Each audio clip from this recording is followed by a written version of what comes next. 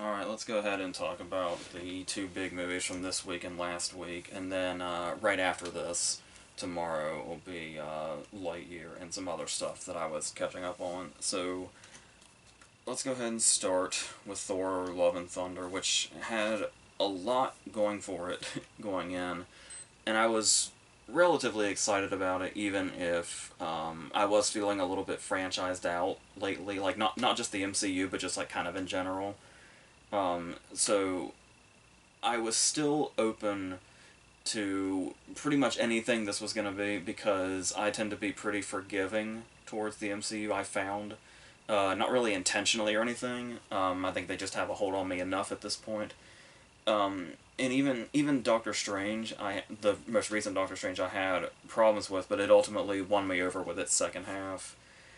And so when I went into this one, and I wasn't quite sure how I was going to feel about it after the first 10 minutes or so, I kind of had a little bit of hope because it was like, well, this is how I felt about Multiverse of Madness, where like it took a little while and I wasn't sure how I was going to feel about it, but then it kind of eventually grabbed me as it went, and I liked it more as it went on. And then I noticed about halfway through here that that wasn't really happening, and you can kind of feel the moment where it's like, oh, so this isn't gonna necessarily take off from where it starts. It's just gonna kind of be what it is as far as quality goes, which is a bummer to say. And like I said, I want to stress again, I'm not sure what people are saying about this. I haven't looked anything up yet because people are so desperate to get information out on these movies that you just have to avoid everything if you don't want to know the whole fucking thing before you go in. But like I said, I'm a really big fan of these movies, a few of which have made my top tens for their respective years. Is how I'm going on this, because I know sometimes people can be quick to say that you're hating on something with an established fan base if you hate like one aspect of it or one movie of it or something. And I certainly don't hate this movie, but I do think right away, like coming out of it, that this is certainly the lower tier of the MCU, like maybe bottom three or five out of however many there are at this point. I've lost count. 20 plus. But the thing that was pulling me towards it, though, regardless, was Taika Waititi as a director. Because, now, mind you, this is, I believe, his first movie that he's directed after his Oscar win for writing Jojo Rabbit. And there are instances where people who are, like, really on the rise will win an Oscar, and then it's like, I've heard in some cases they get maybe a little overconfident, or the opposite of that. Maybe there's like an added pressure to it, and typically what they do to follow up isn't as spectacular because of that pressure or whatever. I'm not sure if that's what happened here. I don't know, but the thing was if there's one thing about Waititi for sure, it's the fact that you know not just one of his movies, you know one of his characters from a mile away, if you're familiar with him or his style. And so we have this opening scene that is quite serious, where we get Christian Bale's introduction, who's going to become Gore the God Butcher, who of course has a tragic backstory, and then ultimately leads him into this area where he's going to find his power. And we meet our first very obvious Taika Waititi character, which would be his first kill leading into this. And that's one of those cases where I know when you go into a Waititi movie, you have to basically expect that you're going to run into his characters, and this very obvious type of character. And also, the tonal shifts, because I talked about this especially when Jojo Rabbit was out, but it's pretty much his whole filmography, where Waititi has really mastered really drastic tonal shifts, where you can be laughing 1 minute and then emotionally shattered the next, and then back to laughing again.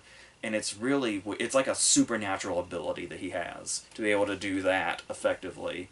And for some reason, he didn't bring it to this movie. He left it behind for some reason, and you can tell in the first scene where when there's that shift, it's something's off, and he doesn't find the balance here that he typically finds. And it almost feels like it does feel like kind of an MCU thing in general, not necessarily a Waititi thing where the movie seems to surrender to its humor, where it's like where I said with Waititi has mastered a back and forth, and it's like in the MCU it doesn't really feel like a back and forth. It feels like serious, then comedy, and then it can't seem to recover from the comedy. And that's what happens in this first scene, and what happens a lot throughout the whole movie.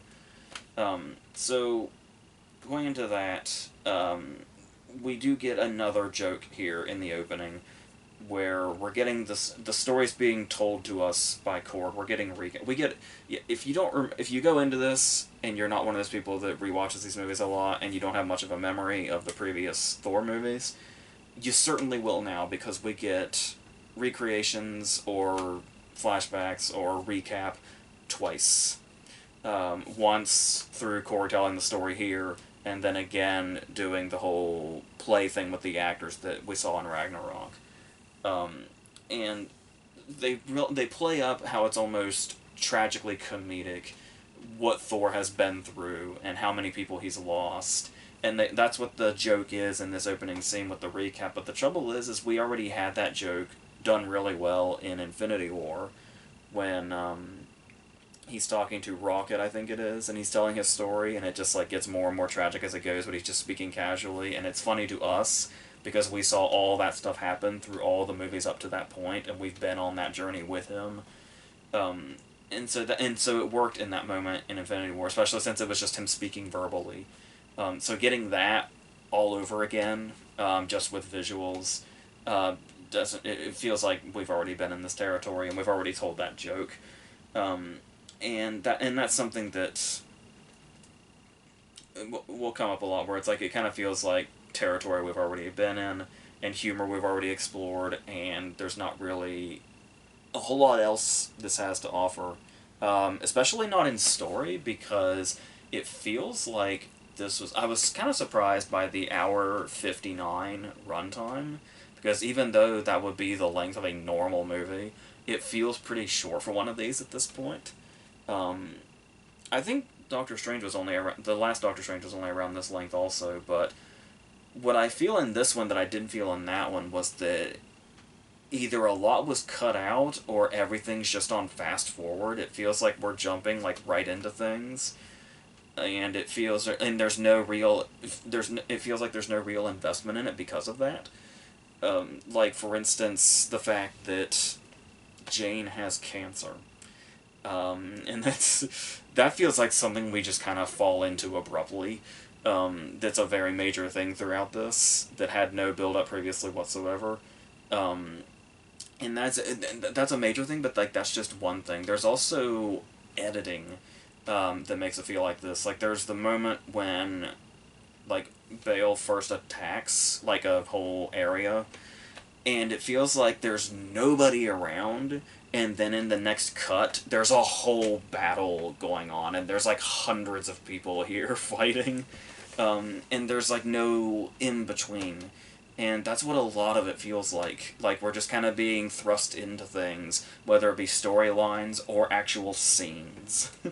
And I don't, and I think something else that really hurts the movie because of that is the fact that, in my opinion anyway, Christian Bale's the best thing about this movie, kind of by far. He's an absolute fucking beast here, as we would expect from Bale. But he's not really here much, and what it is that he does, a lot of, like, him at the height of his power feels like it's off-screen. Because it's like, we see him in the opening, and then it's like, oh, we're gonna see this, tragic figure turn into this, hulking villain that has all this power, that's literally called the God Butcher. And, yeah, it's all off-screen.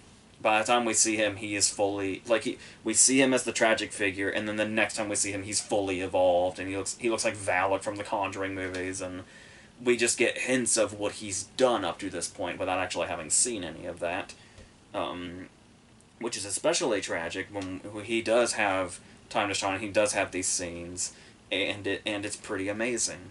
like the scene where he frightens a bunch of children.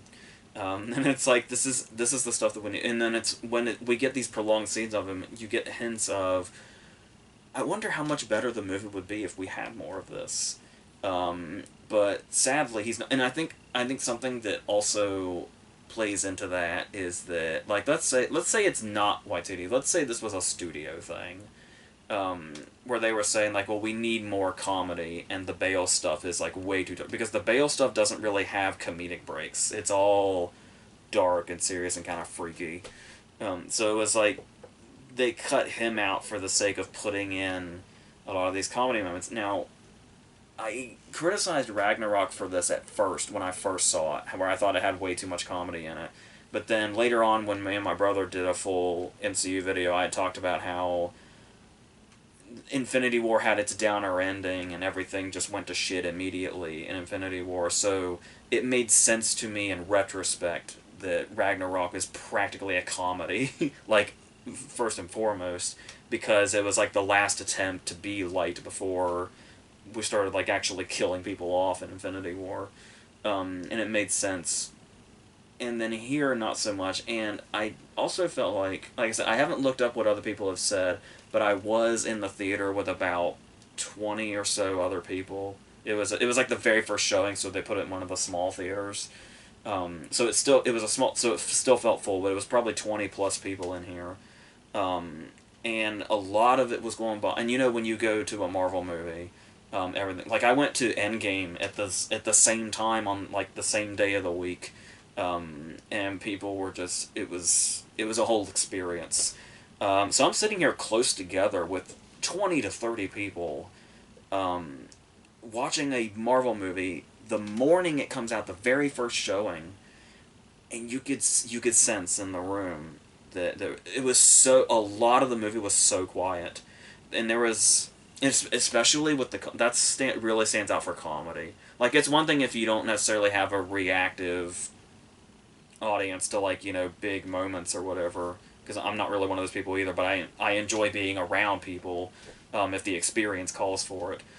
But there were like like, the one that really stood out because it felt like so dragged out was, there's a scene where Korg sings. And it's clear that Korg singing is supposed to have the audience completely on the floor. And I'm watching this scene of Korg singing, and the room is dead fucking silent. It's so awkward. And a lot of the comedy was like that. A lot of the movie was like that. The room was just so quiet. There were laughs here and there, sporadically, and I got a couple of laughs every now and then, just from lines here and there. Like, there's a delivery that Hemsworth has where he says, like, "Don't touch my things," or something like that. It was because it was just a sentence like that, but he said it so dramatically, was funny to me. And in the moment. But as far as, like, the big, like, every What's Eating movie is gonna have, like, really big laughs in it, regardless of how dramatic they can get. Like, as dramatic as Jojo Rabbit is, there's huge laughs in it. The Stephen Merchant scene, the way it goes from, hilarious to their introduction, and the way they introduce themselves, and then to the suspense of that scene all at once, where he can put big laughs anywhere and get them. And Hunt for the Wilder People also is perfectly placed between drama and hysterical comedy. And there's I don't remember any big laughs in this. There's a few like, oh, that's funny. But there's no big laughs, which is really bizarre for a Waititi movie. This is new for Waititi. So, and that's not just, you can say you're sick of the comedy in MCU movies, but it's like, even in that box, it's not working. It's like, I don't know. So, in their stuff that is blown just because you've known it too much. Like, we have the play scene again, which would have been fun because you've got, the other Hemsworth brother and Sam Neill and Matt Damon, which was really funny in Ragnarok because it came from out of nowhere. But I know that it's been knowledge for a while now that they were going to come back, and I feel like we've known for like a year that Melissa McCarthy was going to have a cameo as Kate Blanchett in the play form. And it's like, that's just one of those things again where just knowing stuff like a year in advance just kind of kills everything, and it's like it kills that moment. If you wanted to recapture that moment from Ragnarok, but it's like that was the great thing about that is we didn't know. I certainly did. I don't know if anybody else knew that fucking Matt Damon was in Ragnarok before we went into it. And then they give him a second scene here, and it's like you just gotta. If you have something, you just gotta do the thing once and then let it go. But this movie cannot let things go. Exhibit A being the Screaming Goats. Holy shit, they went all in on the Screaming Goats. And I feel like that was, like, there was that one video of that goat screaming from, like, I feel like that was at least a decade ago, if not longer. And it's like they're trying to capture that. And under the phenomenon that was that one video a decade ago, or however long ago it was. And they just milk that for all it's worth. And I wasn't even quite sure it was funny the first time. So so there's all that. And then we've got what it's trying to do, like, as far as themes go. There was the whole... You got the sense from the marketing, from, like, the font and the soundtrack and all that, that it seemed like they were going for an 80s kind of vibe.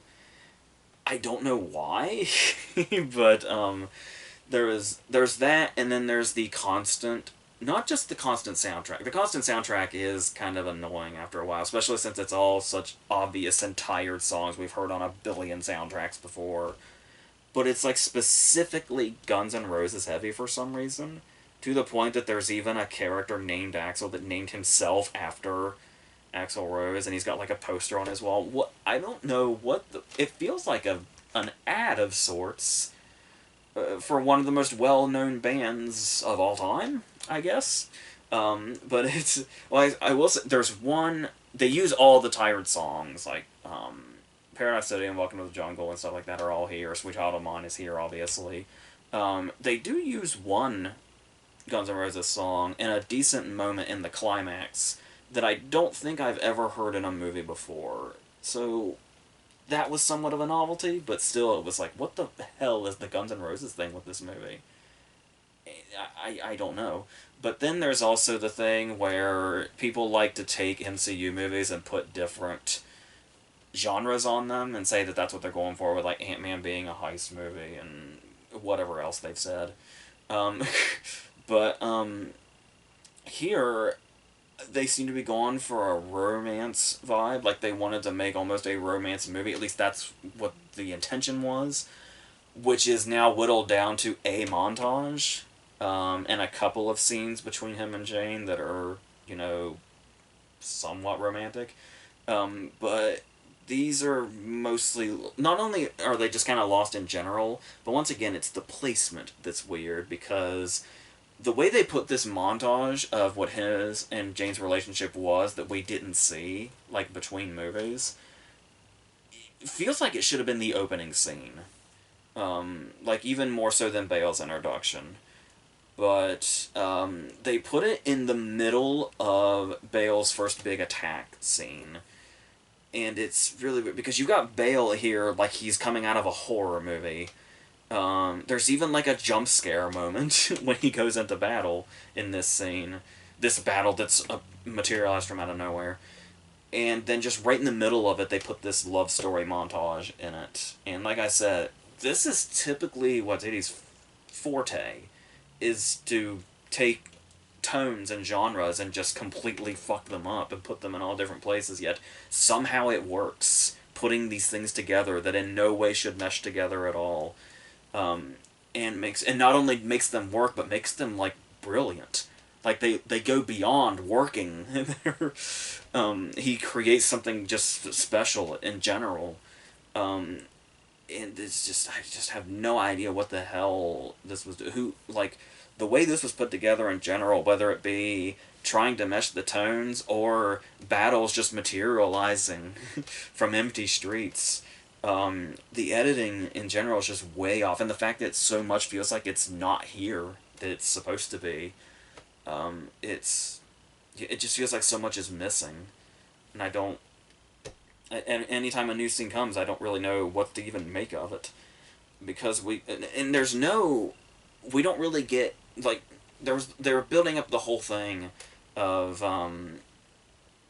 Jane becoming, a Thor herself, I think they call it, which is weird because that's also his name, but I don't know the comic mythology or lore or anything, but um, I was under the impression that, because I assumed that was going to be like a main focus of this, and while it technically is, it feels like we don't really get any of Jane's journey here. Like, yeah, they give her cancer at the beginning, and then she gets the hammer, and then she's like him now. And that's it. Like, it's that simple. Like, in 3 scenes, she's here as this. And it felt like there was no real journey to it at all, except they gave her cancer. Which feels like such a cop-out, but I don't know. And not to mention, by the way, this is all surrounded by a lot of half-assed CGI. There's, like, people have been saying, like, oh, the MCU is getting worse and worse as far as its effects goes. That's not always true, but it's also kind of varied. There's some stuff that looks like shit, and there's some stuff that looks great. It's always been kind of a mixture. But here, a lot of it does feel very fake and or half-assed. One in particular, this might seem kind of, like, nitpicky or small or something, but I just felt like it kind of highlighted how half-assed it felt. Where there's a moment where the town is gathered in New Asgard, and there's a moment where Valkyrie is addressing Meek and, like, wants him to do something. And of course Meek is an entirely CGI character, and everybody else here looks like a human or is in makeup or whatever. Very minimal makeup, but still, nonetheless, a couple of people are. And so it's an exterior shot when she addresses Meek, and then we get the interior shot, and it's continued dialogue where she's addressing other people. And it's a long time before we see Meek in this scene. Like, when she addresses Meek, you would think we would kind of see him right away, but when it cuts in to the interior shot, it's just all the human actors. And all the actors that are actually here, physically here. And so, like I said, we do eventually get a cut to Meek much later, but it's like, it just sort of highlights that. It's like, you couldn't have put Meek in the background of that scene or walking out of the frame or something. And it's stuff like that. Like I said, the little things start to get highlighted when you realize how big of a problem something is. And as far as, like, the new characters, the one standout one, apart from Bale, is going to be Russell Crowe as Zeus. When I heard that casting, this was not the portrayal I was expecting, but so what I do think is showcased here is something that can go a bit underrated or underseen, which is Russell Crowe has really great comedic timing, just kind of in general, which suits him really well here, and does what it can to save this scene, but it still feels like just so much in this movie just feels so weird and out of place. Because even in this moment where we've got this room full of this gigantic room full of people, and Zeus is up here and he's questioning Thor, and their lives are being threatened, you think something's gonna go off here. This scene seems to just weirdly pause, and we get kind of like a close-in on Tessa Thompson while she delivers a monologue about Gore, the Bale character. And it's like, while she's delivering this monologue, it's just like, there seems to be nothing happening in the background, despite the fact that we're in this giant room full of people, and Zeus is in the process of questioning Thor. But the whole scene just paused, so Tessa Thompson can have a monologue that supposedly no other character hears, apart from Jane. But I don't know. And when they cut back to Thor, he's kind of turned that way, and but he's still talking to Zeus, so I had no idea who was hearing this, who was addressing who was talking to who. It was all so weird. The way this movie's put together is so weird. I don't know, and you don't know who... It's in a movie like this, it's one thing if you have problems with, like, in action, where it's like who's fighting who and what's going on in an action scene. But when you can't tell who's talking to who, what happened? I don't know. Maybe it's me. I don't know. But I don't know. But and yeah, as usual, the stakes are pretty non-existent up to this point. There's just, like, every time it feels like something really bad happens to a character, you just know that that's not the case. They're gonna be fine. It's literally a cartoon. If a character gets blown to smithereens or gets impaled or something, it's just gonna cut to the next scene and they'll be fine. It's I don't know. There is one thing towards the end that I was surprised they committed to, but that's leads to admittedly a nice end credit scene. The last end credit scene was nice, but though there is a joke earlier that feels like there's a missed opportunity in this last post credit scene, but. It's not, I guess I can't fault them for finally not completely going for a joke, I guess, but even though this would have been the one time where it would have seemed appropriate with the setup. But yeah, there's also the mid-credit scene, which is, it builds up something, but this is one of those times where it was a mid-credit scene that's clearly leading to something else, and I just didn't really... I don't know if the whole movie just sucked my passion out entirely by that point, that it was like, alright, whatever, about this mid-credit scene, but, yeah, it's just, whatever. I guess we'll see where this goes. So, I don't know, I feel like there's so many credit scenes lately that, like, still haven't been paid off yet. And it's like, how much are we building up to? And I've said a lot lately, that the MCU still surprises with how well they do bring things together that they've set up way in the past, but I don't know. Maybe Moon Knight drained me a little bit, because I know people loved Moon Knight, but I feel like that was I don't know, ever since Moon Knight I just haven't been that excited about the MCU as I have been. And Moon Knight's so recent, but it's like, since Moon Knight, we've already had 2 movies. So, like I said, well, Multiverse of Madness is fun. I like Multiverse of Madness in its second half. Its first half is about how I feel about this. Only this one never really picked up, except for the Bale scenes, which were too few. So... but like I said, it kind of sounds like I hate this when I don't, but I just feel like something went wrong, like, in the production. Like, this isn't what this movie was supposed to be, what we're looking at, is what it feels like. I think that's why I'm not completely hating it. Like, I don't know, but it's like, now that I've seen this, I'm not quite sure how to picture what the better version is, apart from the fact that it would have much more Bale in it, and much more of him butchering gods, like he's supposed to. But like I said, him scaring children is great too, but to really kind of see the height of his power would have been nice, but yeah.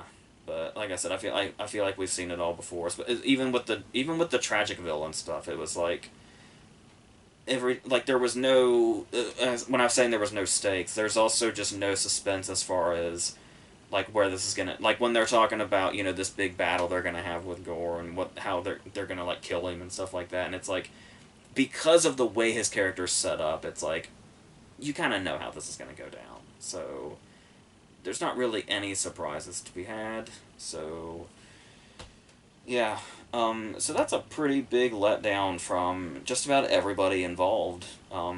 I didn't even say anything about Hemsworth, because I don't really know what else I can say. This is just where Thor is as a character now, where he's just more comedic than anything else. So I don't know what to do with this, but we'll see how it ages. Like we saw with, the Dark World and stuff like that. It's like the way they find ways to make the lesser movies crucial in the overall art and plot maybe we'll see something that redeems this, but I don't know. It just feels like I guess the main problem is it just feels like so much is missing. But if you filled in those gaps, I'm not sure what kind of quality would be different. But that's we're getting repetitive now, so that's basically what that is. So let's go into Minions: The Rise of Gru, which feels like it's. I keep feeling like this is like the third Minions movie, but I'm pretty sure we've only had the two, right? And then the three Despicable Me's. I keep forgetting there's a third Despicable Me, actually. But, I guess the first thing to mention about this is something that I haven't really looked into. All I know is that this is another one of those movies that seems to be surviving on memes, and that seems to be what's generated its popularity apart from the subject matter already being popular, but and I think I've expressed annoyance for this before in the past when other things like this have happened, but between this and Morbius, I just don't really get the humor lately in making memes out of these forgettable movies. That it just honestly would just come and go, and it's like they're trying to give them some historical significance for being mediocre. And obviously we saw that Sony took the Morbius memes all wrong and misinterpreted that whole thing. But even so, it's nothing that's ever been funny to me. Like the whole Morbius memes, and then now whatever's going on with this. I don't know. Movies are going to be forgettable no matter what the internet tries to do because fads come and go. That's the way it's always been. So I don't know what this shit is. It makes me feel old though. So as far as the movie itself, literally nothing historical about it. Nothing that's going to have staying power whatsoever. It is a funny concept to have the Minions and then the Gru sort of origin story and their partnership, which we got a taste of in the first Minions movie, where I think Gru was there for like a second or something at a convention, and now here, they are together, and Gru is still, despite being a child, Gru is still voiced by Steve Carell. That's pretty funny, and the fact that he's actually convincingly made his voice like seem younger. And it's if I wouldn't have known, I would have almost guessed that this was a younger voice actor doing Carell, rather than actually Carell. So there's some, and like I talked about before, I think with the first Despicable Me even, the fact that you actually don't just hire the actors to just do the voices and say the lines, that you actually get the actors to do voices, which is something we don't really see much when you hire the A-list cast for the animated movie kind of thing. It's always just them speaking normally and they're literally on the phone and then just go home. There's some of that here, but for the most part, it seems like the cast is trying. But speaking of the cast, if you want to talk about the movie's quality and its comedic value, look no further than the fact that five of the major characters in this movie have names that are puns, and the main joke is who is voicing them. So we have like Jean-Claude Van Damme and Lucy Lawless and Dolph Lundgren and Danny Trejo, and they're all voicing characters that kind of are a play on what they're typically famous for, and they also have the pun names. That's literally the joke, and that's about it. And their head villain here is Taraji P. Henson, which kind of stands out with those other four. But she's a newly appointed leader because their previous leader, who is Alan Arkin, who is a character that became too old, I guess, so they abandoned him and Taraji took over. There's that whole thing. There's a surprising amount of plots in this for a movie so incredibly insignificant and so dependent on one style of joke.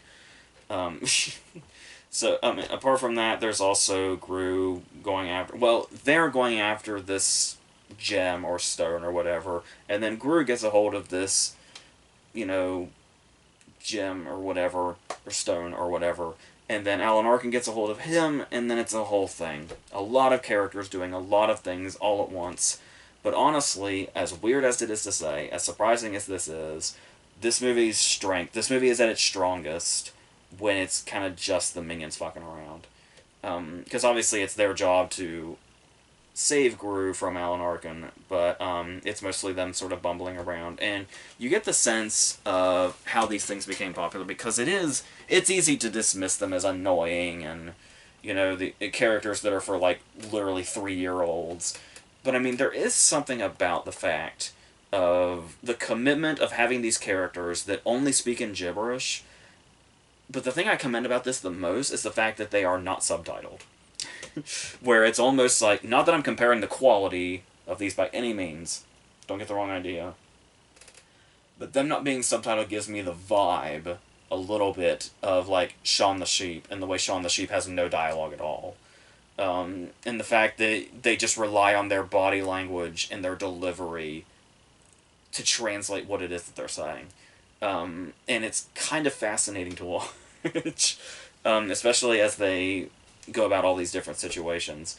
Much more enticing to me than anything else that was going on here, quite honestly. Despite, a really interesting and eclectic voice cast. Alan Arkin seems to be having a nice time with his character, which is nice. But it's still a Minion. Like I said, it's a Minions movie when I've kind of lost track of how many we're at this point. And it's like, is this the 5th one, or is there a reason I keep thinking this is the 3rd of the Minions movies? I don't know. But there is, as far as, like, storyline goes, it does have decent pacing. Like, it's really short, and it feels really short, which is nice. And as far as that pacing goes, I do like that there is a moment where Gru gets mad at all the minions, and he says that they're fired, and they play sad music, and they go their separate ways. But the thing about that is, that happens like a half an hour in, and instead of it being this conflict that needs some contrivance to be resolved, it's what kicks off the story, because that's the moment that Gru gets taken by Alan Arkin, and then the stories take off. So it is doing some things here that kind of subvert what you would expect from a lazier movie.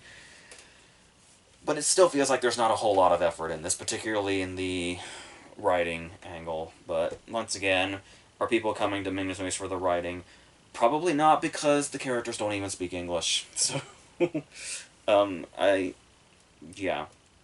And I do think it's a case of that these aren't bad characters necessarily, or even necessarily annoying characters when you actually watch them. It's their overexposure that probably feels annoying. Because, like, watching any Despicable movie, except maybe the 2nd movie, I feel like was Minions heavy, but even then we've had 2 movies now devoted to them, I don't really recall getting annoyed by them. Maybe annoyed by their popularity, and like I said, their overexposure and advertising, sure, absolutely.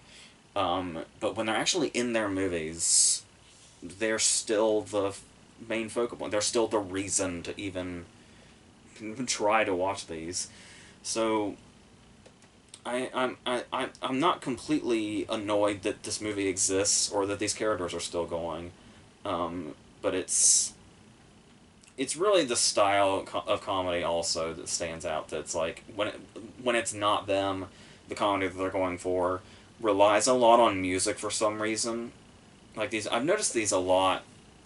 I guess you could say it's in a lot of animated movies, but in these movies especially, just random snippets of popular songs, particularly popular songs from the past, especially since this movie is set in the 70s, I guess it's supposed to be funny by itself. There's so much, like a whole large fraction of this movie is just people playing little snippets of music.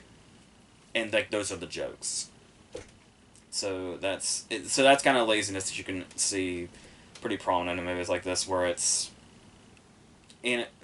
lately being the last, I don't know, 15 or 20 years, the laziness that you'll see in animated movies, where a lot of people just sort of, like, you do have, stuff like Pixar, what Pixar used to be, where they really took the imagination to a whole new level, and then you've got these other animated movies that have been around since the dawn of time that feel like they're just made to babysit children while the parents do something else while they're They just set them in front of a TV and then do whatever errands they have to do. That's what these movies serve, is that they're babysitters, essentially. Um, but as far as harmless goes, because that's the thing that's thrown in a lot of these movies also, where it's like, when when is it harmless and fine, and when is it harmless but lazy? And this is probably just somewhere in the middle. Like I said, it has enough moments that are funny enough. Like I said, just the concept of them in general is interesting enough, that they essentially, we can't understand them, but they translate themselves to where we know basically what's being said between them. I don't know. I don't know how much more you can analyze the Minions in general, especially after having gone through like 5 movies. I suppose if there's one joke that I thought was kind of a missed opportunity, and I don't know why I think this, but Dr. Nefario's in this movie, the Russell Brand character, the really, really old scientist in the Despicable Me movies. And he looks normal here because obviously we're in the 70s. He looks like a regular, like in his 30s or something person. I don't know. Because he looks so old in the Despicable Me movies, I thought it would have been funny if Dr. Nefario just looked exactly the same in the 70s. But no, he's just younger like all the other characters, so they committed to that, I guess. So, yeah, I'm just talking into a dead end here because it's a fucking Minions movie. And regardless of memes or whatever the hell is going on with this, it's just gonna be one of these forgettable animated movies again. And when your kids watch them, they probably won't be able to tell the difference between this, the last Minions movie, or the other Despicable Me movies, except that Gru is younger. That's about it.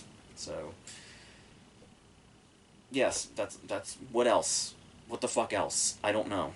It's so we're gonna end this. And speaking of everything I just said about Minions, we're gonna talk about Lightyear tomorrow. So there's that. A lot of this will probably sound familiar. So then after that is going to be another Q&A, I think, and then our Airheads movie club. So that's what the next 4 things are going to be. So until those things and whatever else happens, I think that's it.